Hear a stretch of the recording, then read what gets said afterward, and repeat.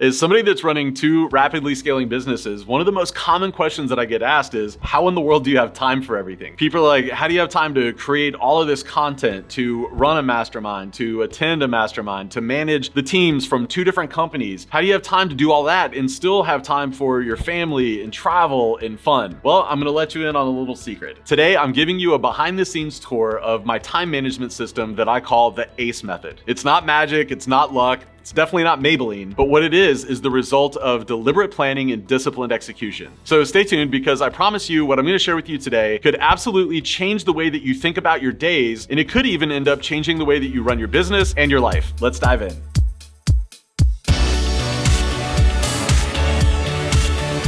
1,440 minutes. That's all the time that any of us are given in any given day to get all of the things done. So in a lot of ways, time management becomes one of the great differentiators between people that are not getting things done, that are not able to scale their firms, and people that are able to get more done, people that are able to have more impact and still have time to do the things in life that gives them joy and passion and energy. And so what I found is it's not only important to be strategic with how we manage our time, but it's also important to be both intentional and disciplined as well. And what ends up happening if we're not strategic and disciplined and intentional with our time, overall, we tend to get less things done. But more than that is, not only are we not getting as many things done, but we're getting fewer of those important things done. And so what ends up happening is our work life ends up creeping more and more into our personal life, right? Like the time starts to expand with how much time we're spending on work-related activities. And as that creeps into our personal life, we tend to feel less fulfilled from our work. We tend to have resentment, and we start to get burnt out. So it's really important, again, to be strategic and intentional and disciplined with your time and with the things that you're doing in that time. So how do I think about time management? Well, over the last 10 or 15 years, I've developed this methodology that I call the ACE method. The ACE method has been so instrumental for me in making sure that I'm not just working on the right things, but I'm also working on those things at the right time. And so today I'm gonna break down the ACE method for you, and my hope is that you can take a couple of the concepts that have worked really well for me, and you'll be able to figure out how to apply some of those to your own time management system so that you can get more of the right things done at the right time yourself. The first part of the ACE method I call the AIM phase. I truly believe that your time management tactics and your calendaring, those things should all be aiming you towards achieving your goals and following through on those priorities that you've set for yourself. And what I mean by that is, like, your calendar should be a reflection of your priorities. We can all agree with that. And so when it comes time to figuring out your calendar and how you want to spend your time, you've got to put those high priority activities and strategies and tactics on your calendar before anything else, or what ends up happening is those lower priority things will end up taking all your time. So as an example, if attending your kids' soccer games is one of your big priorities because that's important to you, then start by putting that on your calendar first. Don't just think about it, like literally put that on your calendar first. If health and wellness is a priority for you, then make sure that you've got time on your calendar before anything else to go to the gym. Again, we don't want to let those other things come in and take over those priorities, and then they become an afterthought. You turn around 6 months later, you haven't gone to the gym, and you've missed like all of your kids' soccer practices. From a business sense, if one of your big priorities for the quarter is business development, then gosh, your calendar should have time blocked to do business development. I don't know what those priorities are for you in your personal life or your family life or your business, but really start by aiming your calendar in the right direction to get those things done. And the best way to do that is to make sure that you start your calendar from a clean slate and put those things on there first. One of the important things to remember when it comes to the AIM phase is that your calendar and time management should be treated a little bit like a business budget. As a fractional CFO, when you're plotting out the budget for your clients, we all know that that's just a best guesstimate. We know that from time to time, there's going to be emergency expenses that come up, or there's going to be declines in revenue.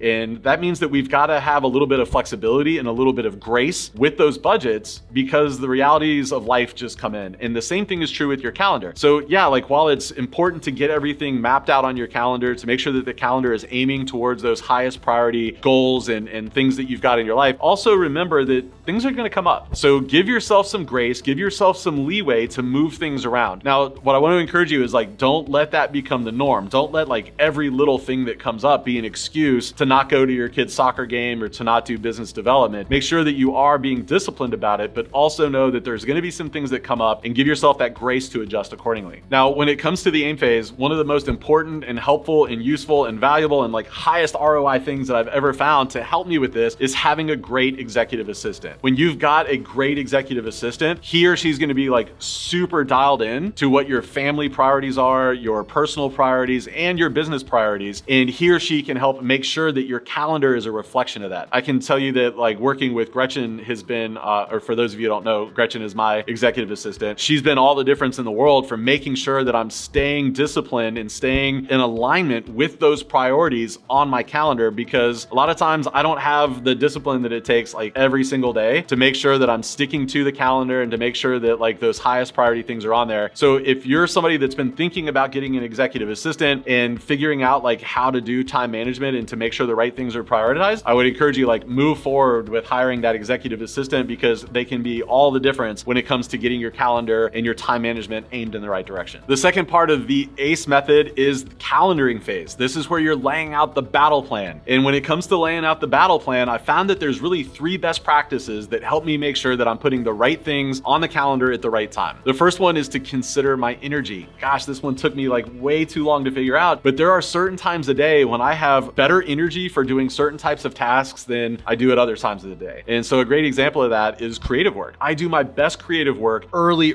in the morning, like 6:30 or 7 o'clock until 10 or maybe 11 o'clock in the morning. That's when I'm able to crank through my best creative work. So when Gretchen and I sit down to do my calendar, when I've got to do things like blogging or writing my newsletter, social media posts, YouTube videos, maybe it's brainstorming ways to solve a problem in my own firm, we block that time off in the morning before I have any other calls, before I'm checking emails, before I'm getting on Slack, doing anything on social media. And the reason for that is like my energy is at the highest, but also it's important for me to not have those distractions, those Slack messages and alerts and, client communications. Those things really like cloud up my brain and really prohibit me from doing my best creative work. So we're scheduling those things like super early in the morning before anything else can kind of get in my way. Likewise, the afternoons, I'm pretty much wiped. Like decision making is pretty much a foregone conclusion. After 2 or 3 in the afternoon, I'm just done. And so we schedule all of my admin tasks after 2 o'clock in the afternoon. So if I've got to review DocuSign things, if I need to update my QuickBooks connection,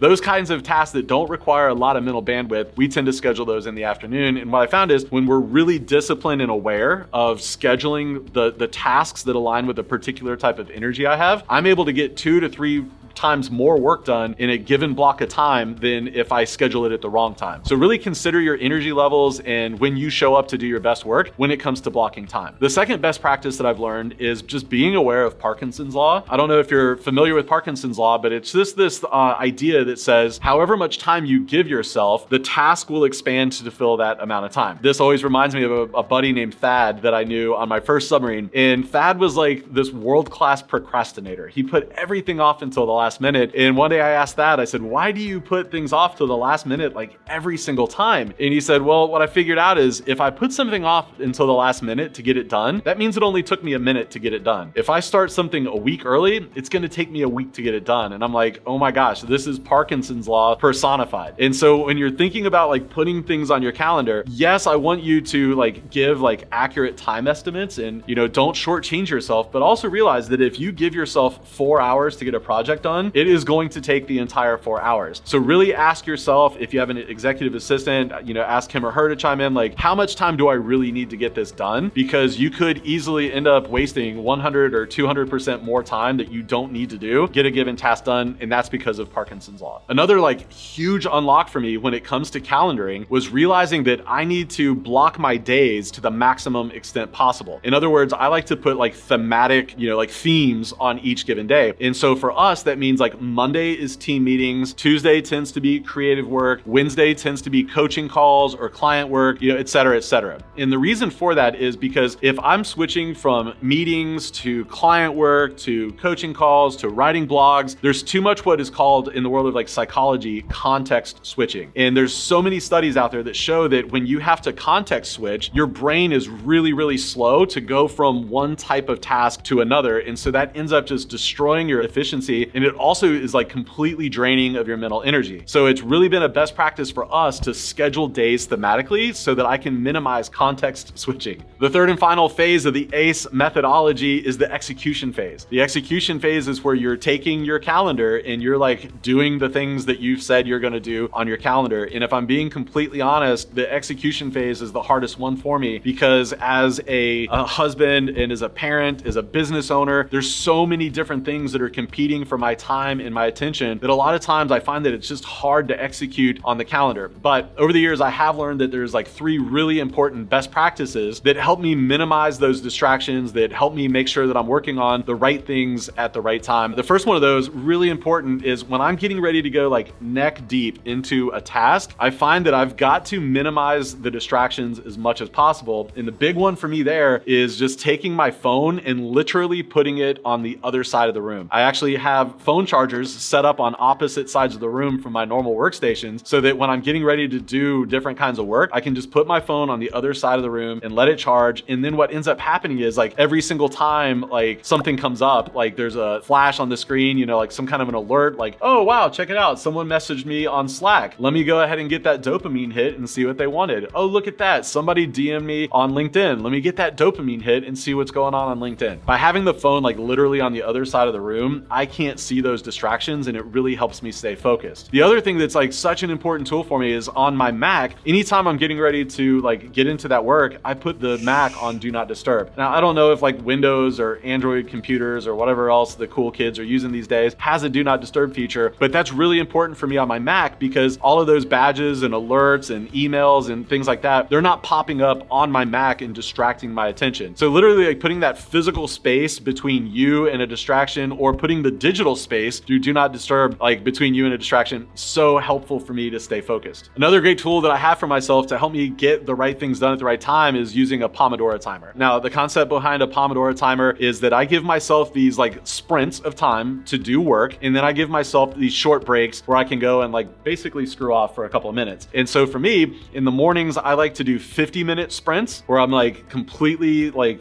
you know, engaged in my work or like project or whatever I'm doing for 50 minutes. And then at the end of that 50 minutes, I have 3 to 5 minutes that I'll take a break. I'll go pick up my phone from the other side of the room. I'll check in on, you know, the gram or whatever. Maybe I'll grab a drink of water. I'll use the restroom. But by building in those breaks, I'm less likely to want to pick up my phone and do things that are going to distract me because I know that I've built in a couple of minutes for me to look at those things every hour. Now, I'm not going to do a deep dive into how Pomodoro timers work and those kind of things because I've actually done another video on that. And so if you want to learn more about how you might be able to use a Pomodoro timer and my favorite apps for executing Pomodoro timers, take a look in the description below. I've got a really good short video that I'll link you to that'll tell you like all the ins and outs on how I use a Pomodoro timer to really up my game when it comes to time management. The third and most important thing to remember in the execution phase is that you have the power to say no. The world is just full of people that are pushing their agendas, their goals, and their priorities at you. And it's so important that you remember to stay true to your goals. You have things that you want to get done in life. You have an impact that you want to be able to have on the world. And so don't let people steal that from you with their own agenda and their own priorities. Remember, you do have that ability to say no. As with everything, I like to keep time management as simple as possible. I try to aim my calendar towards my goals and my priorities. I try to calendar things in a way that are going to make sure that I'm working on the right things at the right time. And I try to execute against that calendar with excellence. As a fractional CFO, one of the things that you can do to make sure that you're getting the most out of your day is to make sure that you're using the best tech possible. So I would love for you to check out this video where I talk about the best tech for fractional CFOs. In the meantime, I can't wait to see you back here next week, my friend. I'll see you then.